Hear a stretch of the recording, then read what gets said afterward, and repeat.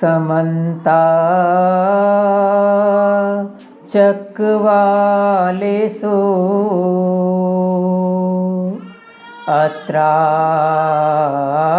अत्रागच्छन्तु देवता अत्रागच्छन्तु देवता सद्धम्म मुनिराजस शृण्वन्तु सद्मोक्षदम् धम्म श्रवणकालो अयं भदन्ता धम्म श्रवणकालो अयं भदन्ता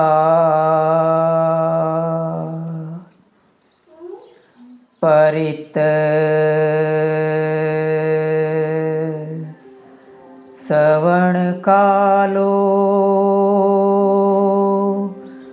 श्रवणकालो श्रवणकालो अयं भदन्ता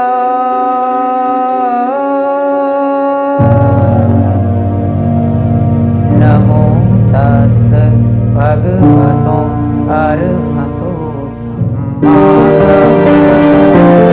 To accelerate the wheel of Dhamma, subscribe the channel and press the bell icon.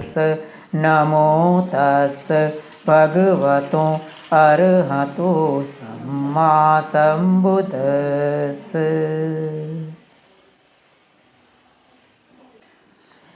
महाकारुणिक भगवान तथागत सम्यक संबुद्ध के चरणों में तीवार अभिवादन।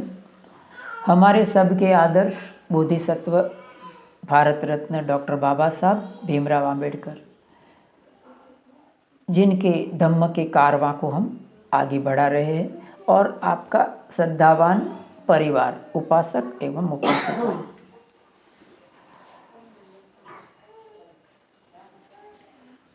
हम कभी ना कभी हमारे बदन पर, हमारे शरीर पर कभी ना कभी कुछ चुभ जाता है ना। कोई बार हम जीवन में देखा है तो हमें कोई बार कांटा चुभ जाता है, कोई बार पिन चुभ जाती है, कोई बार सोई चुभ जाती है ना। ऐसा हमें पीड़ा का एहसास कभी ना कभी हुआ है, जलन का भी हुआ है। देखिए, ये बहनें रोटी बनाती है तो हाथ तो जलता ही है, हाथ के जले बगैर रोटी पकती नहीं, तो हाथ भी जलता है। तो पीड़ा का हमेशा हमको कभी ना कभी अनुभव होता ही है। क्या हमारी पीड़ा को कोई दूसरा अनुभव कर सकता है क्या? हाँ, पिन मुझे चुभा है, रोटी से मैं जला हूँ, तो दूसरे को ऐसा पीड़ा हो सकता है क्या? नहीं हो सकता ना। दूसरा अनुभव कर ही नहीं सकता है, ऐसी पीड़ा का दूसरा अनुभव कर ही नहीं सकता है। अगर हमको कोई पीड़ा होती है, हमारे पैर में कांटा लग गया, तो वो कांटा पहला निकालने का काम करेंगे ना। हम पहले वो कांटा निकालने का काम करेंगे। हम ये ऐसा सोचेंगे कि ये कांटा मुझे कहाँ से लगा है, ये कौन सा बबूल का पेड़ था, ये कांटा जहरीला है कि नहीं है, यहाँ से दवाखाना कितना दूर है, कैसे मैं पहुँचूँगा, ये कांटा रास्ते में किसने बिछाया था, किसने, ऐसा सोचेंगे नहीं। पहला काम क्या करेंगे? हम कांटे को निकालने का करेंगे, है ना। तो भगवान बुद्ध के काल में क्या होता था?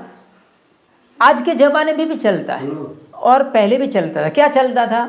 लोग भगवान बुद्ध के पास आकर प्रश्न करते थे। उस समय में वही चलता था। क्या चलता था? कि ये दुनिया है, ये संसार है, वो अनंत है, ससीम है कि असीम है। और कहते थे कि आदमी का जो शरीर है, वो उनका जीव है, वो शरीर जैसा है कि शरीर से अलग थलग है। भगवान है कि नहीं है? क्या तथागत सम्यक संबुद्ध है? अपने मृत्यु के पश्चात वो अस्तित्वगत रहेंगे कि नहीं रहेंगे? अर्थात वो रहेंगे कि नहीं रहेंगे? जैसे कि आज की तारीख में बुद्ध हयात है कि नहीं? ये प्रश्न पहले भी पूछा जाता था कि आप अपना परिनिर्वाण के पश्चात क्या आप रहेंगे कि नहीं रहेंगे। हाँ? ऐसे अनेक प्रकार के प्रश्न भगवान बुद्ध के सामने आते थे। क्या कोई किसी के प्रश्न का उत्तर दे सकता है क्या? जहाँ तक सवाल है हमारे पारिवारिक प्रश्नों का, तो शायद थोड़ा बहुत हो सकता है 10-15%, लेकिन जहाँ सवाल है धम्म का, कोई किसी के प्रश्न का उत्तर नहीं दे सकता है। जैसे मैं बोला ना, कांटा चुभता है तो कैसे पता चलेगा दूसरे को आप किसी को कैंसर की पीड़ा होगा, तुम कितना भी चिल्लाओगे तो दूसरे को क्या पता चलेगा? हाँ? वो तो चिल्लाता है इसीलिए उनको पता चलता है कि उसको पीड़ा है। सर दर्द होता है, मैं कहूँगा कि मुझे सर दर्द है, बहुत दर्द, मेरा चेहरे की भाव भंगिमाएँ बदल जाएंगी, तब जाके लोगों को पता चलेगा। मैं ऐसा शांति से बैठा रहूँगा, कैसे पता चलेगा? कोई किसी का तो फिर पता ही नहीं चलता है तो दुख दर्द कैसे दूर कर सकता है कोई? दूसरों को लगता है कि सर दर्द उनको होता है ना, तो मुझे सर दर्द हुआ था तभी जाके मैं कैसा अनुभव करता था वैसा वो सामने वाला अनुभव करता है। मुझे अगर कांटा चुभता है तो मैं कैसा अनुभव करता हूँ वैसा अनुभव दूसरा करता है। यही एक मापदंड है ना, दूसरा किसी मापदंड नहीं है। देखो, आप भी जले हैं, मैं भी जला हूँ। अभी आप जलेंगे, चिल्लाएंगे तो मैं क्या सोचूंगा कि जैसा मैं जला था ना वैसे ही उनको पीड़ा होती है, लेकिन ये सत्य नहीं है। हो सकता है कि आप ज़्यादा डेलिकेट है, बराबर, आप ज़्यादा मानी कोई कोमल रहता है, कोई ज़्यादा सहन शक्ति वाला, तो उसको कम पीड़ा होती है। तो कोई किसी की पीड़ा दूर कर सकता नहीं है, किसी का प्रश्न कोई सॉल्व कर सकता नहीं है। तो भगवान के काल में भगवान बुद्ध ने 11 प्रकार के प्रश्नों को अव्याकृत किया था। अव्याख्यायित, उसको कहा पाली भाषा में अव्याकृत, मानी जिसकी कोई व्याख्या नहीं हो सकती है, जिसका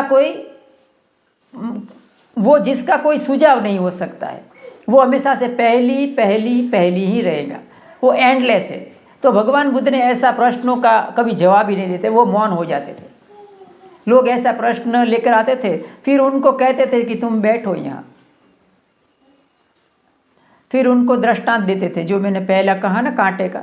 वो भगवान बुद्ध कहते थे कि अगर कोई इंसान को तीर चुभ गया है बदन में, और कोई भला आदमी उनके पास जाता है और तीर निकालने की कोशिश करता है, तो वो कहता है नहीं रहने दो, अभी तीर मत निकालो, पहले ये देखो कि तीर किस दिशा में से आया है।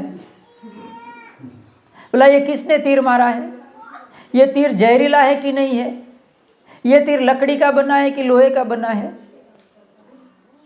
ये तीर लोहे का बना है कि लकड़ी का बना है? जहरीला है कि नहीं है? किस दिशा में? इस तरह का अनेक प्रश्न करता है वो दवाखाने नहीं जाता है और तीर निकालने भी नहीं देता है। भगवान बुद्ध कहते हैं वो तो मर जाएगा आदमी। सबसे पहला काम करना है तीर निकालने का। तीर निकालने का क्या है? ये सब प्रश्न तीर है ना, तीर चुभा है तुमको, तो क्या करने का? पहले तुम यहाँ रुक जाओ। अत्ता ही अत्तनो नाथो, को ही नाथो परोसिया, अत्तनो सुदम तेन नाथो लभती दुर्लभम। हम अपना नाथ खुद है, कोई हमारे प्रश्न का जवाब नहीं दे सकता है। हाँ? कोई भगवान बुद्ध कहेंगे ना कि जो ये लोक है ना वो अनंत है, तो बोला वो और आर्ग्यूमेंट करेगा। हाँ? कि अनंत कैसे है? देखो ये सब हम तो ये देखो, ये टेबल भी उसका भी अंत है, लकड़ी का अंत है ना, लकड़ी अंत होता है। बोला दोनों छोर है, तो बोला दुनिया में अंत वाली चीज़ें भी है, ससीम भी है, असीम भी है। तो तर्क का, लॉजिक का कोई अंत नहीं होता था। तो भगवान बुद्ध उनको कहते थे कि तुम रुक जाओ यहाँ और ध्यान साधना विपස්සना आनापान में से पसार हो जाओ, फिर देखो। फिर होता यह था कि आदमी उधर रुक जाता था और धीरे धीरे धीरे करके उसके सारे प्रश्न गिर जाते थे। तो हमारे सबके जीवन में ऐसा होता है, अनेक प्रकार का प्रश्न लेकर हमारे जीवन में होता है। फिर पहला वो प्रश्न का सॉल्यूशन मिल जाए, उसके बाद हम कुछ कर सकते, उनके अलावा नहीं कर सकते। लेकिन कहानी हमेशा कहानी होती है, याद रखना।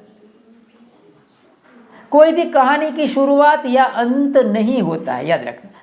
आपने जीवन में नॉवेल पढ़ा होगा ना, किसी ने नॉवेल पढ़ा होगा, कोई तरह का मूवी भी देखा होगा, कुछ भी हम करते ना, तो समझ लेना कोई भी उसका शुरुआत नहीं होता है ना उसका अंत होता है। अंत या शुरुआत होता ही नहीं। उसने जहाँ से शुरू किया ना, वहाँ पर किसी ने पहले अंत किया था, समझे। कभी कोई भी कथा वार्ता कहानी की शुरुआत नहीं होती है।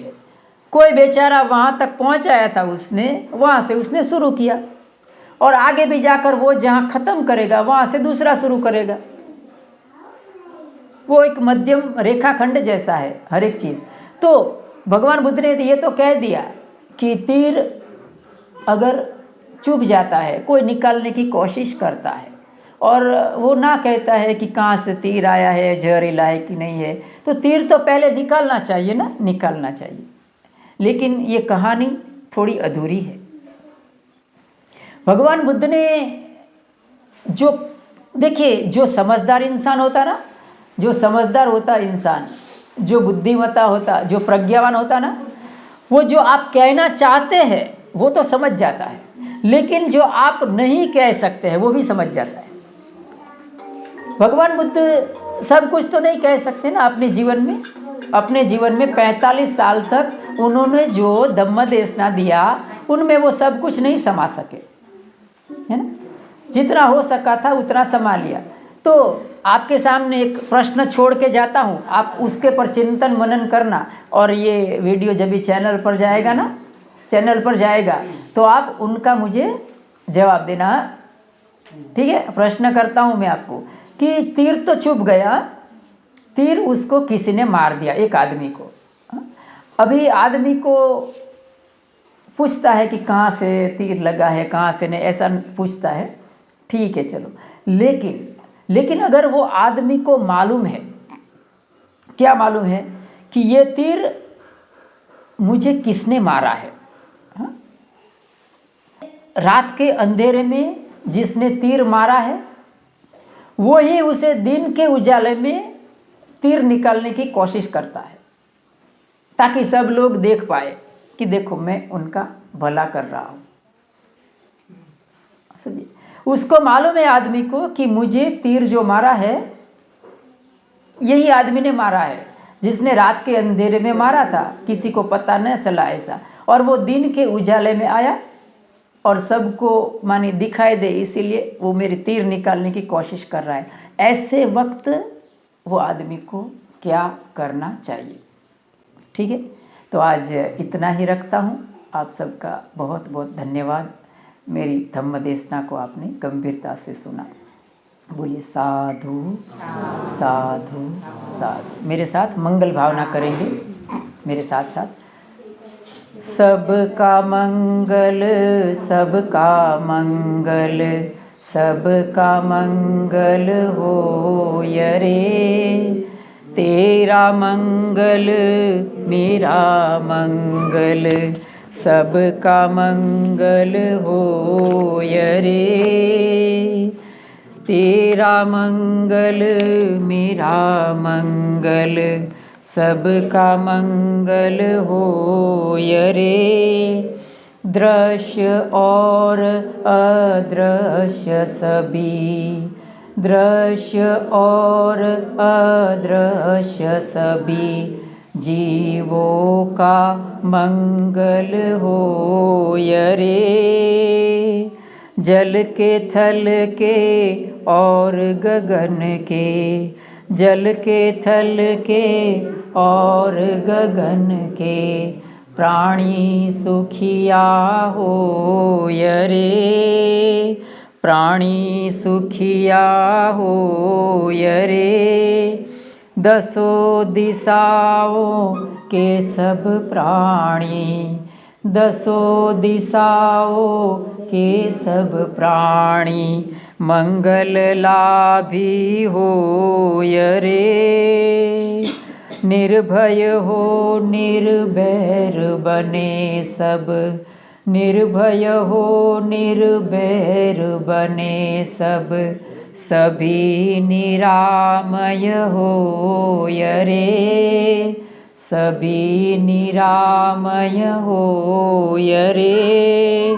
सबका मंगल, सबका मंगल, सबका मंगल होय रे। तेरा मंगल मेरा मंगल, जन जन मंगल होय रे, जन जन मंगल होय रे। To accelerate the wheel of Dhamma, subscribe the channel and press the bell icon.